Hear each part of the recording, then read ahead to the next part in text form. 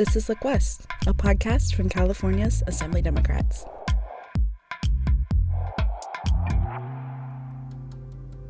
Hi, everyone. I'm Don Andrews. This is Look West.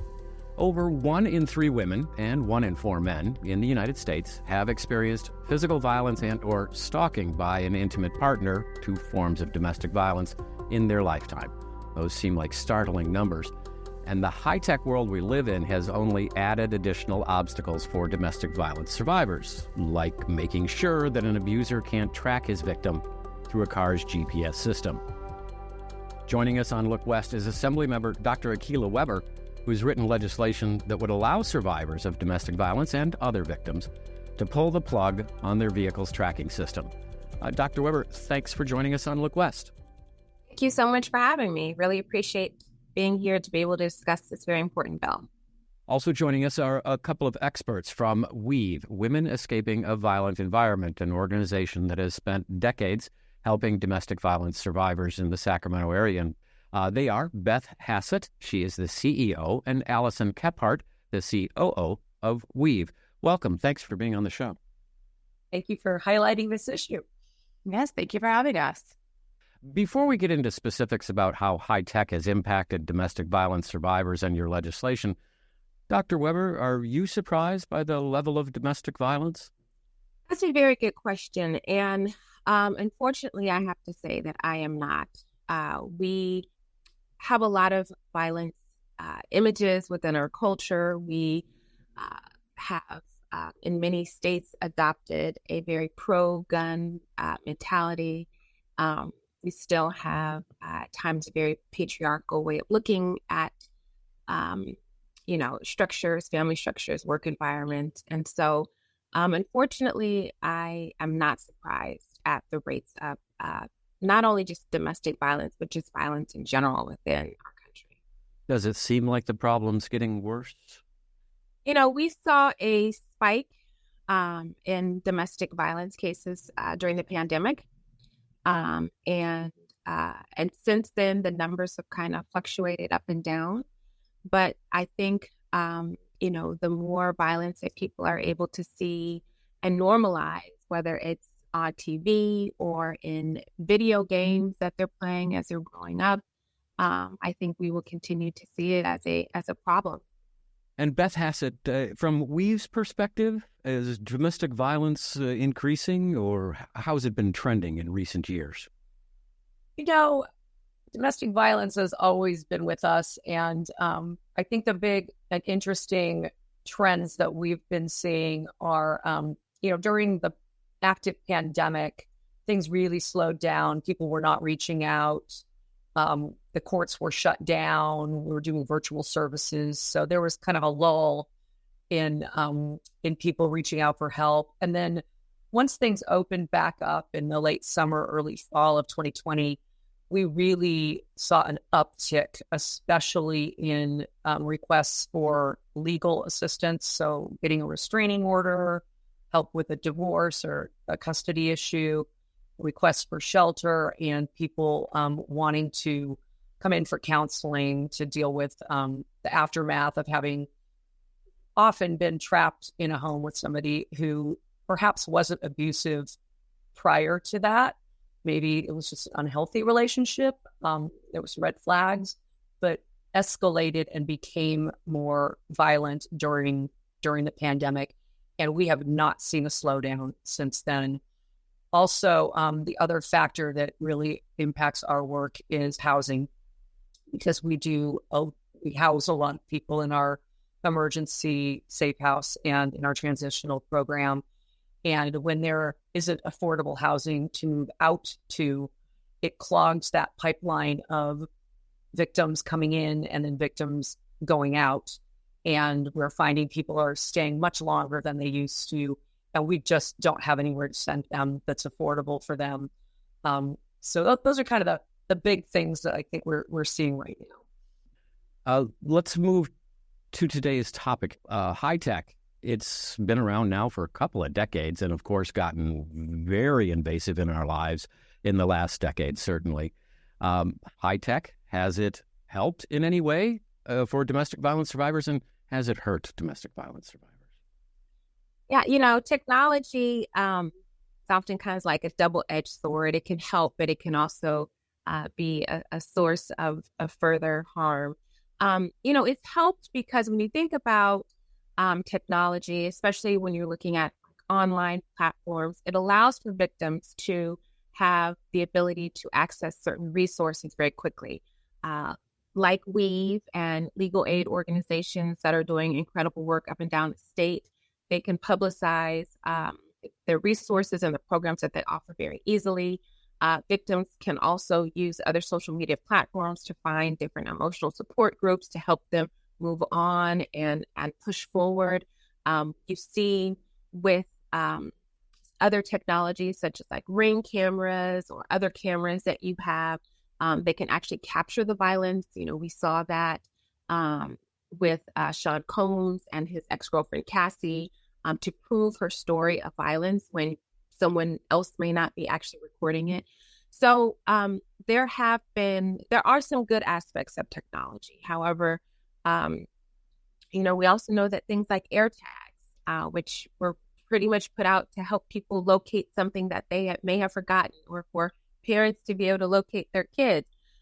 It's also been used to track victims without their knowledge. Ring cameras, even though they have some good things, have also been used to alert abusers of their victims' movements and whereabouts and their comings and goings. And then, of course, we'll be talking about the technology that is available in cars as well. Social media platforms can be used to threaten and blackmail victims, and you've got that certain level of anonymity on those platforms, so you're not really sure exactly who's coming at you. And so there's a lot of good with technology, but there's also a lot of harm. And so, one of the things that I always ask and look for is that as we are creating, or as new technology is being created, just hope that those entities are really thinking through all of the good and also some of the negative consequences and try to mitigate some of those before they hit the general public. And once it has hit the general public, we can't always think of everything, but would really hope that a lot of those companies work in partnership with local, state, federal government to help mitigate some of those harms once they're out there as an actual potential harm. I think where we really saw tech coming into the picture was two points in time. One was when smartphones became available. And the good and the bad of smartphones is it makes it a lot easier for a victim to take a picture of things, injuries, things like that. But it also added a new dynamic in that they're easier to track, and there are all kinds of misuses and abuses of them. The other incidence was when social media really became something that mainstream people, not just on college campuses, were part of. And, it just opened up opportunities to stalk somebody through their profile, to, misuse photos, to post photos that are inappropriate, that sort of a thing. So I think, back in the late 2000s, 2007, 8, 9 is really when we saw it come into play. And when we started sitting up and taking notice, and certainly in the work Allison has done in the legal field, I'm sure she can speak to how that showed up with her clients. Yeah, I mean, I think you really raise a good point that there are places where technology has been beneficial and lots of places where it's had unintended consequences. And that's most often what we see come into play is with any new device. I mean, as even the example Beth gave of cell phones, here's this device that's going to make life easier and going to make life better. And that's the intention of the developers, just pushing technology forward. And then there's the unintended consequences of, you have a piece of technology that you can use to make sure your kids are safe. Well, somebody can also exploit that to track you. or your children, and figure out where you're staying or harass you or things like that. And that cycle, that pattern repeats over and over when we see new technologies emerge. They're exciting and they're fun, and there's this big push to get them to market. And oftentimes the safety protocols trail far behind. The thinking through, how is this going to be exploited or misused by somebody who does not have good intentions? We also need all these other fields to keep up with the pace of technology. So making sure that our law enforcement officers are educated about how some of this technology works and can be misused. Our prosecutors are educated about it. Our judicial officers are educated about it, so that when a survivor comes and says, hey, weird things are happening, like my garage door keeps opening and closing, or my, Alexa turns on and plays music in the middle of the night, the person they're saying this to understands that that's not the survivor just being paranoid or making a big deal out of a coincidence, that's actually a pattern of somebody perpetrating abuse. Dr. Weber, you wrote AB 3139. When you were presenting that legislation, you referred to cars today as cell phones on wheels. Tell us exactly what that might mean to a domestic violence survivor. Well, we talk a lot about how cell phones essentially track everything that we do, track where we are, track who we're calling, track what we're looking up, our emails. We don't often recognize that our phones are doing this. Our cars are oftentimes doing the same thing. And so this has become an issue for survivors of violence, including those with domestic violence, because their abusers or the perpetrators are able to track them and their movements within the car. When we buy a car, we have all these different gadgets, and it's like, oh, I can hook it up to my phone and this app, and I can do this, and I can control the temperature from outside, and I control the lights. And we get excited about those things because those are cool new innovations. However, they have now been shown to cause more harm towards victims of violence because the abusers are taking them and they're tracking individuals, or they're changing the temperature in the car. So if it's really, really cold outside, they'll get in and their car is freezing even more because the air conditioning has been running because the perpetrator has the app and has been changing the temperature. Or you're sitting in your house and all of a sudden your car turns on and lights turn on and you're freaking out. And that is your abuser who has the ability to essentially harass you through your car, through that app. And so, this bill aims to try to prevent and stop a lot of those things from happening. Allison, I see you nodding. You agree with that? I would absolutely agree with that. They are, I personally drive an all-electric vehicle, and we joke that I drive a spaceship. It's a computer. It's a computer on wheels, just like the cell phone. Dr. Weber, how does AB 3139 actually work? What does it allow domestic violence survivors to do? So AB 3139 creates a process where survivors of violence basically are able to take back control of the technology in their vehicle and remove the ability for their abuser to track, harass, and potentially harm them. And again, I say survivors of violence because it includes domestic violence victims, dating violence victims, those who are victims of sexual assault, stalking, sex trafficking, and a variety of other things.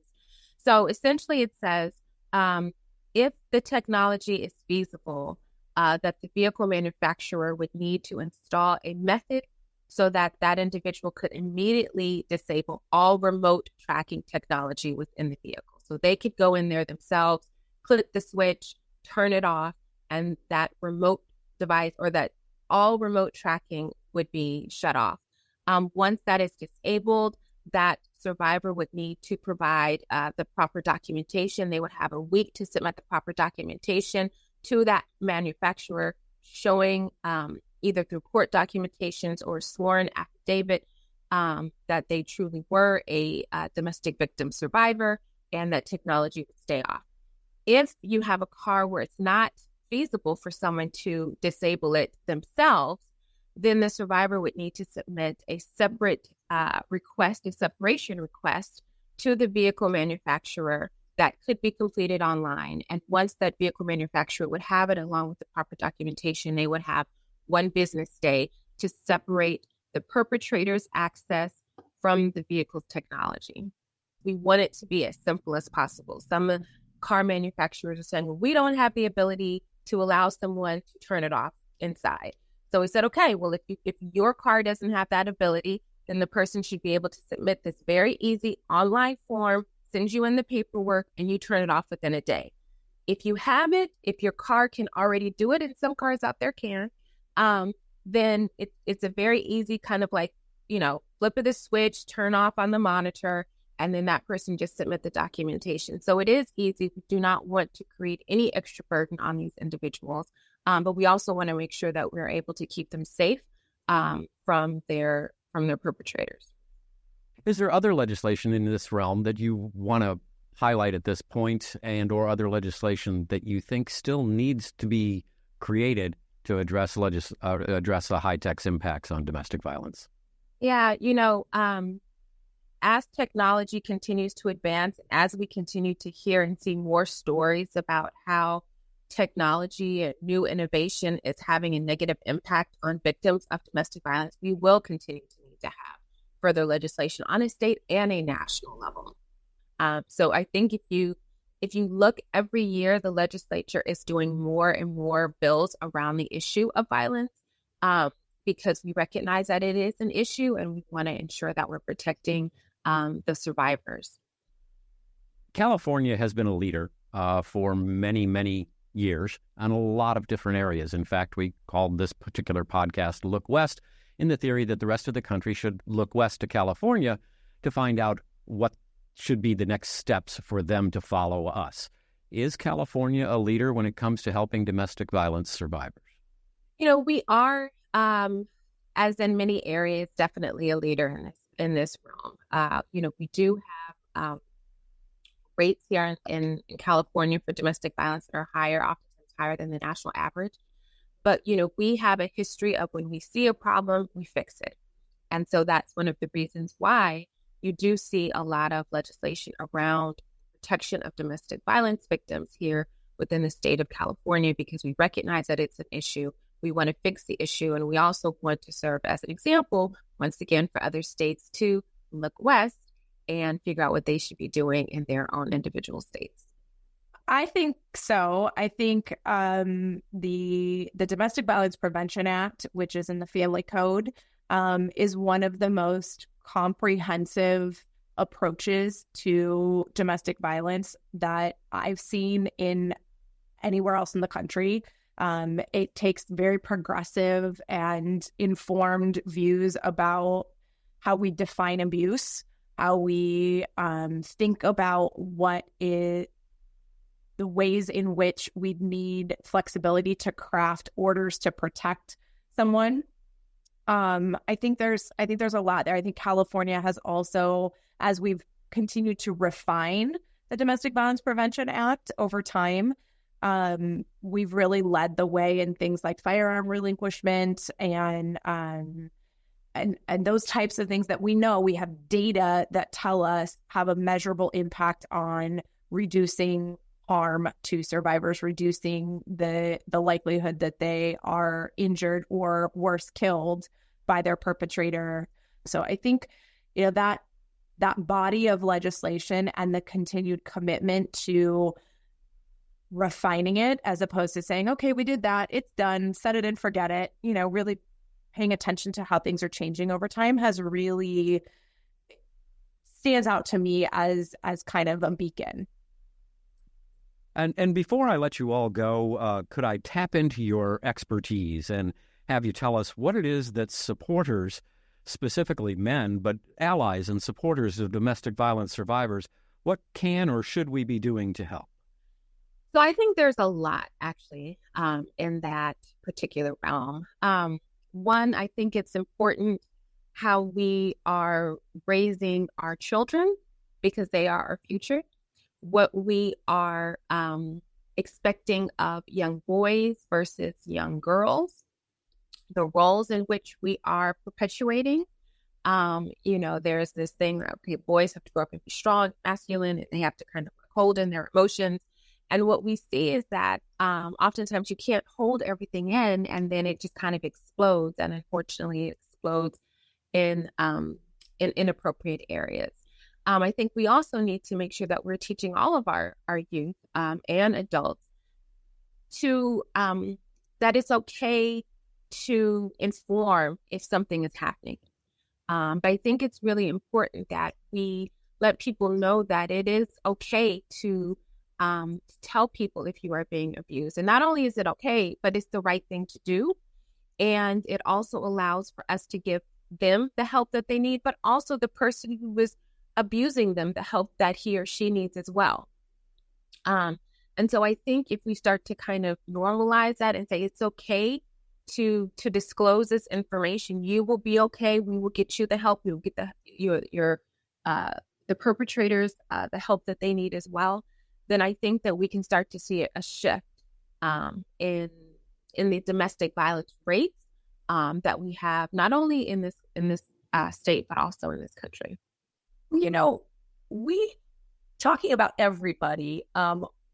What we ask of the community is to learn how to recognize what domestic violence looks like, how to respond empathetically, and how to refer somebody to services. I mean, that sounds very basic, but that's really educating yourself about all these forms of abuse so that when you see it, you know what it looks like, and you can share with somebody who might be experiencing one of those forms of abuse and being very much in denial or minimizing what's going on for them, and, you know, talk intelligently about the fact that, you know, this sounds like abusive behavior to me and you don't deserve it. So responding in a kind way, and there's help for you.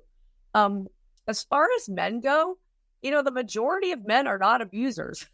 And so we need the good guys out there being willing to call another man on his behavior, being a safe person, modeling good behavior to youth who are growing up and are learning what a relationship looks like based on how their grandpa behaves, how their uncle acts, you know, how their parents show up for each other. So, you know, there's a lot to be said for just modeling and being willing to talk about what a healthy relationship looks like, and staying away from and calling out toxic masculinity and these things that really perpetuate gender-based violence.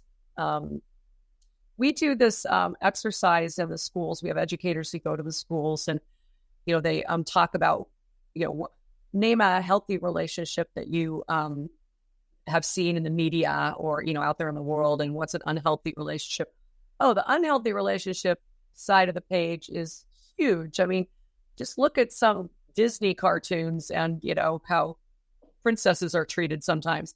But, you know, they have a hard time even finding relationships that are out there in the mainstream that they would call healthy. Michelle and Barack Obama regularly show up on that list. But, you know, it's a lot easier to point to abusive behavior and toxic relationships. So culturally, we could use a little bit of less toxic masculinity is what it boils down to. Absolutely. And, you know, we start conditioning boys and girls at a really young age. You know, it's not okay to cry if you're a boy. It's not okay to have feelings. When we go into the schools, we start as early as kindergarten and start talking about consent and boundaries, and, you know, that it's okay to say no if you don't want somebody to hug you or come near you. That, you know, we talk about what a good relationship looks like just between friends. And then that extends as kids get age appropriate to start talking about relationships. But it needs to be a conversation that starts when people are 5, not when your kid's 18 and going off to college and you finally have that discussion with them, because they've already formed ideas about what a relationship should look like. And if you think about what an unhealthy domestic violence relationship looks like, it can look a lot like what a 12-year-old thinks love looks like. Oh, he's jealous if I talk to other people. He follows me around at school. He calls me all the time. Well, you know, by the time you're 25, that's not so pleasant. So it's important to call that out and really, you know, start those conversations when kids are just identifying who they are and what they might look like in a couple. Assemblymember Dr. Akilah Weber and Beth Hassett and Allison Kephart of the Weave Women Escaping a Violent Environment organization want to thank you all for your time and your expertise and your work in helping domestic violence survivors. Thank you. Thank you for having us. Yes, thank you. I'm Don Andrews. This is Look West. Thank you for listening.